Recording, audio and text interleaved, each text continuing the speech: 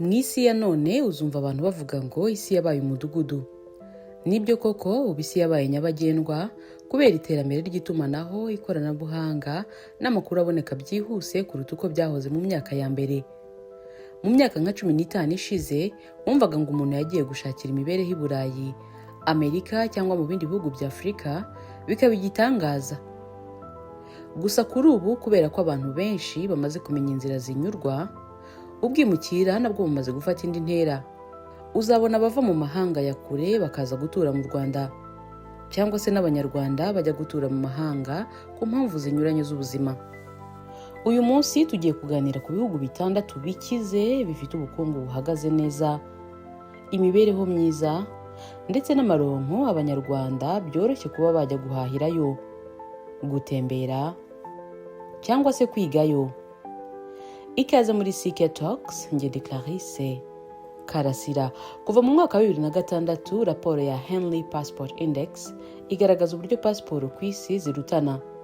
Muri uyu mwaka iyi raporo yashyize pasiporo y'u Rwanda ku mwanya wa 70 ku isi, aho uyifite ashobora kujya mu bihugu 69 nta visa asabwe cyangwa akayisaba yabigezemo.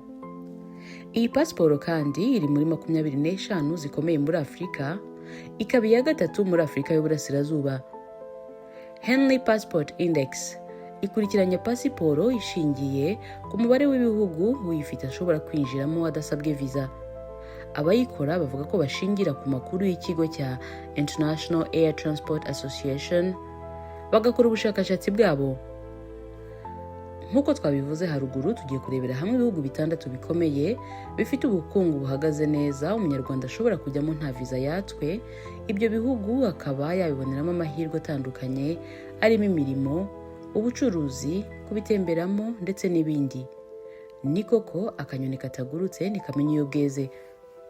Reka duhere ku mugabane wa Afurika, ahari mu bihugu biteye imbere umunyarwanda ufite pasiporo y'u Rwanda ashobora kujyamo nta visa asabwe cyangwa akaba yayiherwa ku kibuga cy'indege akigezemo. Reka duhere kuri Botswana.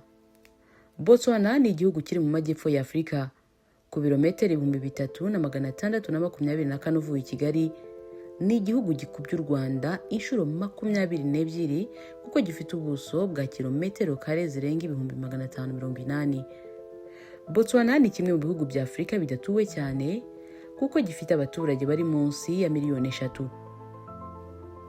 Ku munyarwanda ushaka kujya muri Botswana uburyo bworoshye ashobora gukoresha n'indege, gusa no kuba amikoro make urugendo rwa bisi rurashoboka. Ukoresheje indege kuva i Kigali ujya i Gaborone, umurwa mukuru wa Botswana, byagufata amasaha ari hagati ya 6 n'8, gusa ukabanza guca mu yindi mijyi nka Lusaka muri Zambia cyangwa Johannesburg muri South Africa. Gaborone ni umujyi utuwe n'abarenga gato 250,000, mu gihe Kigali y'u Rwanda yo ituwe mu babarirwa muri 1,5 miliyoni. Benshi mu batuye i Gaborone barize, cyane ko muri Botswana amashuri ari ubuntu kuva mu mashuri y'inshuke kugeza muri kaminuza, kandi uburezi bwabo ngo bukaba buteye imbere. Mu butegetsi, mu bucuruzi no mu burezi, ururimi rukoreshwa muri Botswana ni Icyongereza. Gusa hari n'izindi ndimi gakondo nka Tswana ruvugwa n'Abanyabotswana, ari nabo bakomokaho izina ry'iki gihugu cyabo. Botswana ni kimwe mu bihugu bya Afurika bifite ubukungu bwihagazeho, aho umusaruro mbumbe wayo urenga gato miliyari 52. Buri mwaka nibura buri muturage wo muri Botswana abarirwa kuba yinjiza nibura amafaranga arenga ibihumbi 7 by'amadolari nasaga miliyoni 10 uyashyize mu mafaranga y'u Rwanda. Amafaranga akoreshwa muri Botswana bayita amapula. Ifaranga rimwe ryabo ringana n'109 ry'amanyarwanda. Ibyo bivuze ko ufite ibihumbi 100 by'amanyarwanda abahwanye n'amapula 913. Ibi bisobanuye ko amafaranga yaho afite agaciro cyane. Kawunga iri mu biryo bikunzwe cyane muri Botswana, aho ushobora kuyirisha imboga rwatsi cyangwa inyama. Gusa nugerayo ntuzayite kawunga, ahubwo uzavuge pap cyangwa faleshe. Ubucuruzi bwa diamonds bukorerwa cyane muri Botswana butanga umusanzu cyane ku musaruro mbumbe w'icyo gihugu ku kigero cya 30%. Mu bicuruzwa Botswana yohereza mu mahanga, diamonds yihariye 80%, ndetse iki gihugu kiri muri 5 bya mbere ku isi bicuruza iyi diyama. Buri mwaka Botswana icuruza nibura diyama ifite agaciro ka miliyari 3.3 z'amadolari y'Amerika. 40% by'amafaranga guverinoma ya Botswana yinjiza aturuka mu bucuruzi bw'aya mabuye y'agaciro muri rusange. Mbere y'uko Botswana ivumbura ko ifite diamonds, 50% by'abaturage bayo babarirwaga munsi y'umurongo w'ubukene. Kuri ubu abasigaye muri icyo cyiciro ni bake cyane, aho bari munsi ya 20%. Icyizere cyo kubaho cyavuye ku myaka 40 kigera ku myaka 70, ndetse muri iki gihugu 90% by'abaturage bafite umuriro w'amashanyarazi. Uburezi ni ubuntu ku baturage bo muri Botswana nk'uko twabivuze. Kuva mu mashuri abanza kugera muri kaminuza, aho biga bakanahabwa amafaranga yo kubatunga arenga amadolari 150 ku kwezi. Ubuvuzi bw'ibanze nabwo ni ubuntu. Kugeza ubu Botswana iri mu rugamba rwo kuvugurura ubukungu bwayo, bukareka gushingira gusa ku bucuruzi bwa diyama, ahubwo bugashinga imizi mu zindi nzego zirimo ubuhinzi, ubukerarugendo ndetse n'inganda.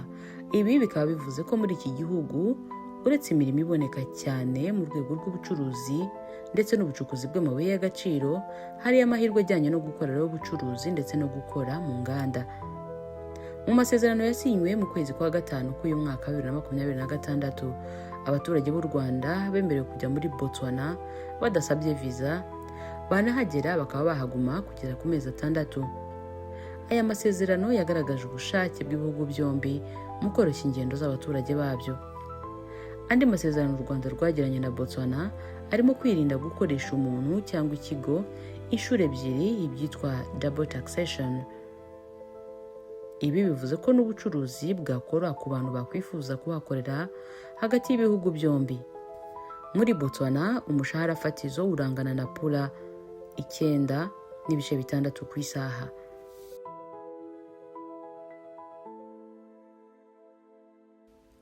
Ikindi gihugu cyo muri Afurika gikiza abanyarwanda bemerewe kujyamo badasabye visa ni igihugu cyangwa se ibirwa bya Mauritius. Ushatse wanabyita ibirwa bya Maurice mu gifaransa. Iki gihugu benshi bacyita paradizo ya Afrika, African Paradise. Iki ni igihugu gito kiri mu majyepfo akiri uburasirazuba bwa Afurika mu nyanja y'Abahinde. U Rwanda rugikubye inshuro 13 mu bunini. Kuva i Kigali ujya i Port Louis muri ibi birwa nyine, harimo urugendo rwa miles 2255, kujyayo n'indege bikaba byagusaba kugenda amasaha ari hafi y'9 na 13 bitewe n'aho wanyuze, haba Nairobi muri Kenya cyangwa Johannesburg muri South Africa. Ibirwa bya Maurice ni kimwe mu bihugu bya Afurika bimaze kubaka izina ndetse no kuba ku isonga mu ngeri zitandukanye ku mugabane wose. Kimaze imyaka myinshi kiri mu bya mbere muri Afurika mu korohereza ishoramari, kugira imiyoborere itajegajega, ishoramari n'ubukungu butera imbere ku muvuduko munini, aho bwamaze imyaka 38 buzamuka ku kigero kitari munsi ya 5% ku mwaka kugeza muri 2008. Ibirwa bya Maurice bituwe n'abasaga 1 miliyoni ndetse n'ibihumbi 260. Umusaruro mbumbe wa kino gihugu ni miliyari 17 z'amadolari, mu gihe umuturage we yinjiza ibihumbi 13 by'amadolari ndetse na 362. Muri iki gihugu inganda zikora imyenda zashyizweho imbaraga ku buryo kukigeramo usanga byoroshye kuba wazikoramo akazi. Uretse izo nganda hari n'izindi zikora ibintu bitandukanye nk'imirimbo abantu bambara, ibyo kurya, ibyo banywa, ibinyabutabire n'ibindi. Mu mwaka wa 2021 umusaruro w'izo nganda wabarirwaga kuri 13% by'umusaruro mbumbe w'iki gihugu. Mu birwa bya Maurice kandi habarwa nibura ubukerarugendo ko bwinjiza hagati ya 20 ndetse na 25% by'umusaruro mbumbe wacyo, ku buryo ku bantu bavuga indimi zirimo Icyongereza, Igifaransa n'izindi kubona akazi muri urwo rwego nabyo byoroha.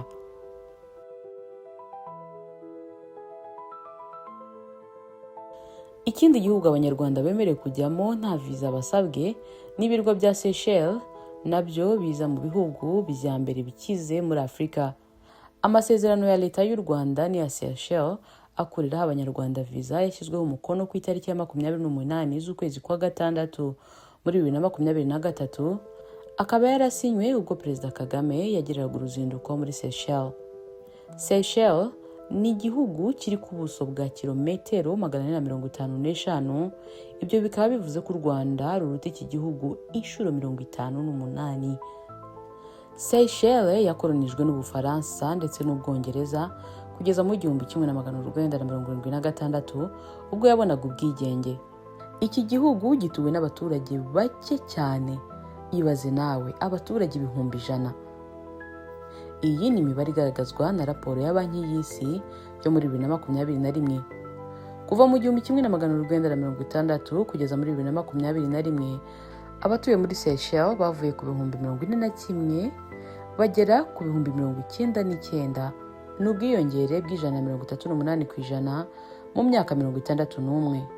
Umurwa mukuru wa Seychelles ni Victoria, uri mu birometero 2,833 uvuye i Kigali. Sosiyete z'indege zikorera y'ingendo zirimo Qatar Airlines, Emirates, Etihad, Turkish Airlines, Ethiopian Airlines, Kenya Airways ndetse na Air Seychelles. Abatuye iki gihugu bakoresha ifaranga rizwi nka Seychelles rupe, ariko amadolari y'Amerika n'amayero y'u Burayi nayo arahakora. Ni mu gihe indimi bavuga zirimo Igifaransa, Icyongereza ndetse n'ururimi rwabo rwa Seychelles Creole. Iki gihugu nacyo ubukungu bwacyo bushingiye ku nganda zikora ibintu bitandukanye nk'imyenda, imitako ndetse n'isukari. Izi nganda zikaba zihora zikeneye abakozi. Urwego rw'ubukerarugendo narwo ruri mu byinjiza amafaranga menshi kuri iki gihugu, ndetse abantu bakigiyemo bavuga indimi zikoreshwa muri icyo gihugu boroherwa nabo kubona imirimo irimo uburobyi, kubyaza umusaruro ibikomoka ku biti, inganda ndetse n'ibindi.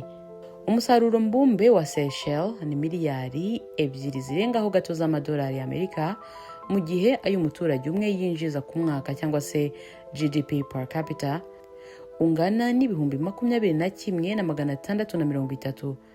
Aya uyavunje mu manyarwanda arenga miliyoni 30.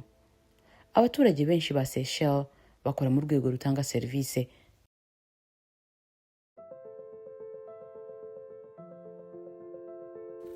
Reka noneho tujye hanze y'umugabane wa Afurika, duhere ku gihugu cy'igihangange cya Singapore.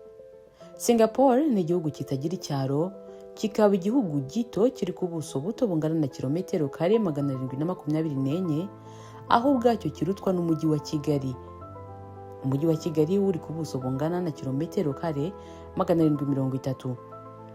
Nubwo ari igihugu gito, Singapore iratuwe cyane bifatika kuko abaturage bayo bangana na miliyoni 6. Igituma iki gihugu kiza ku mwanya wa 3 ku isi mu bifite ubucucike bwinshi bw'abaturage, kuko gituwe n'abantu 8,300 ku kilometero kare imwe.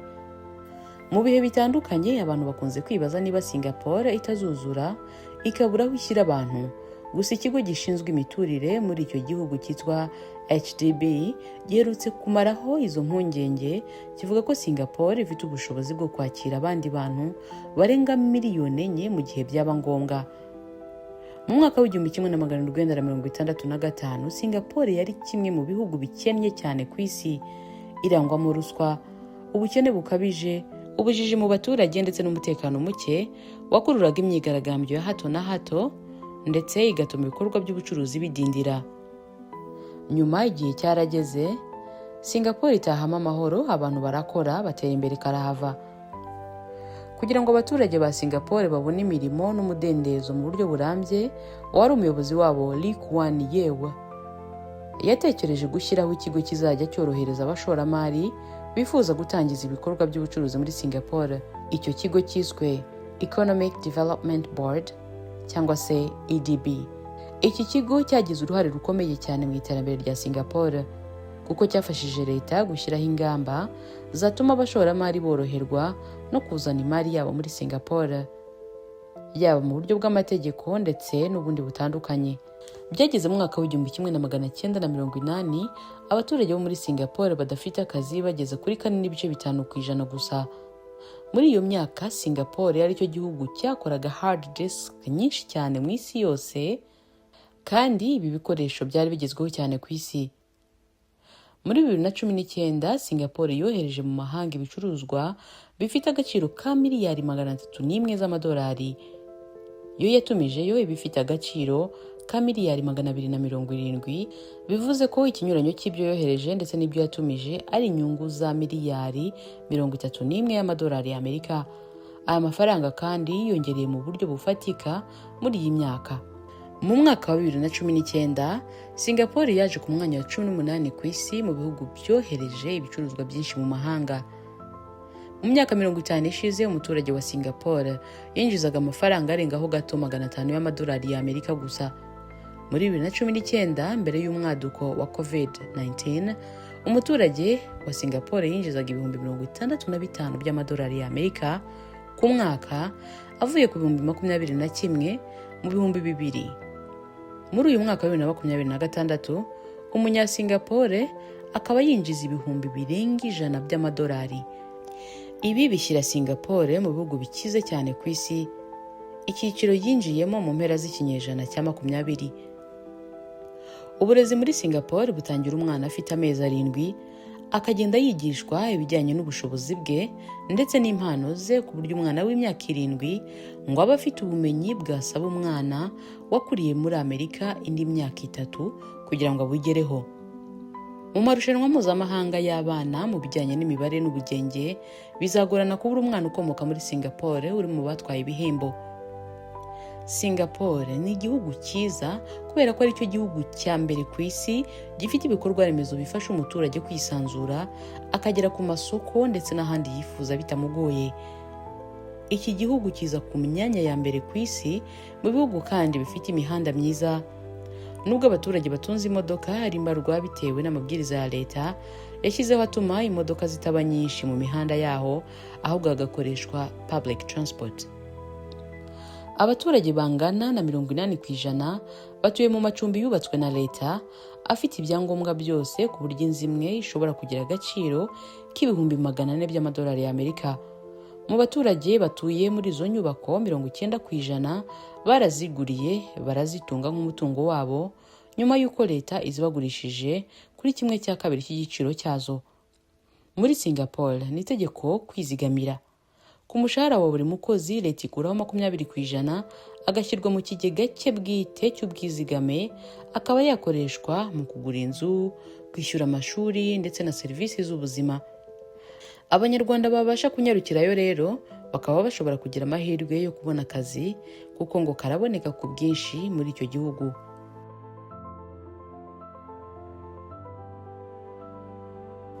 Reka tuvuge no kuri Qatar. Iki ni ikindi gihugu abanyarwanda bemerewe kujyamo nta visa. Qatar ni kimwe mu bihugu kimaze kuba ubukombe cyo mu burasirazuba bwo hagati, gifite buri kimwe cyose umuntu yakenera. Kiri ku buso buto cyane bungana n'intara y'uburengerazuba hamwe n'umujyi wa Kigali ubiteranyije. Qatar iri ku buso bwa metero kare 11,581.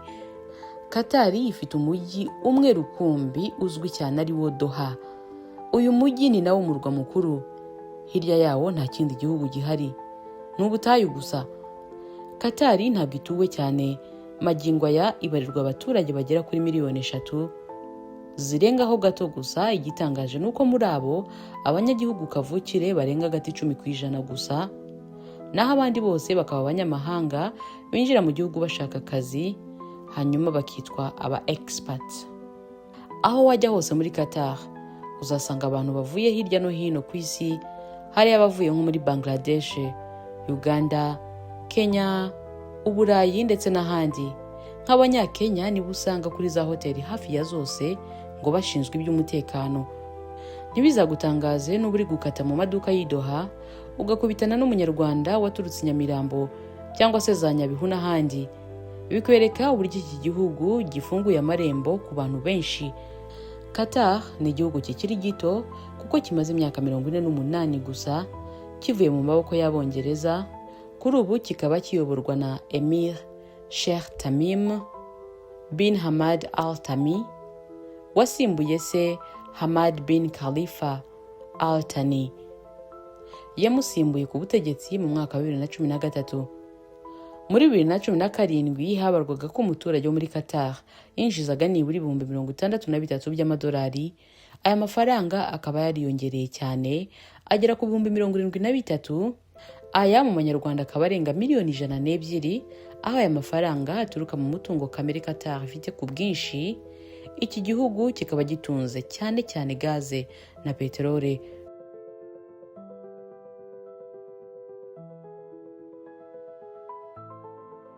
Reka dusoreze ku gihugu cyitwa Kazakhstan. Kazakhstan ni igihugu kinini kidakora ku nyanja, giherereye ahanini muri Aziya yo hagati, kikagira n'agace gato mu Burayi bw'iburasirazuba. Kazakhstan ihana imbibi n'ibihugu birimo Uburusiya mu majyaruguru ndetse no mu burengerazuba, Ubushinwa mu burasirazuba, Kyrgyzstan mu majyepfo y'uburasirazuba, Uzbekistan mu majyepfo na Turkmenistan mu majyepfo y'uburengerazuba. Iki gihugu kandi gifite inkombe mu nyanja ya Caspian. Umurwa mukuru wa Kazakhstan ni Astana, mu gihe umujyi munini witwa Almaty ari nawo ukorerwamo ubucuruzi cyane. Kazakhstan ni igihugu cya 9 kinini ku isi kuko gifite ubuso burenga kilometero kare miliyoni 2. Kuba gifite ubuso bunini bituma kigira ubucucike bw'abaturage buri hasi, aho babarirwa kuri 6 ari busanga batuye kuri kilometero karimwe. Kazakhstan ni igihugu kandi gikomeye muri Aziya yo hagati mu by'ubukungu n'ubushobozi bwa politiki. Kikaba kinatanga umusaruro wa 60% by'umusaruro mbumbe w'akarere giherereyemo, ahanini bitewe n'ubucuruzi bwa peteroli na gaze. Kikanagira umutungo munini w'amabuye y'agaciro. Iki gihugu kandi gifite umwanya wa mbere mu mibereho y'abaturage muri ako karere giherereyemo, ibizwi nka Human Development Index. Ifaranga rikoreshwa muri Kazakhstan ryitwa tenge. Nibura igihumbi cya tenge kingana n'ibihumbi 2,838 by'amafaranga y'u Rwanda. Imirimo iboneka cyane muri icyo gihugu ngo yiganjemo ubuhinzi, gukora mu bucukuzi bw'imitungo kamere ndetse no mu nganda. Dusoza twababwira ko mu bindi bihugu byo hanze ya Afurika abanyarwanda bafunguremo amarembo, birimo ibyo ku mugabane wa Amerika nka Barbados, aho ufite pasiporo y'u Rwanda ashobora kumara iminsi 90 adasabwe visa. Muri Dominican Republic wamara amezi 6, muri Ecuador ni mu gihe cy'iminsi 90, naho Grenada ni mu gihe cy'amezi 3.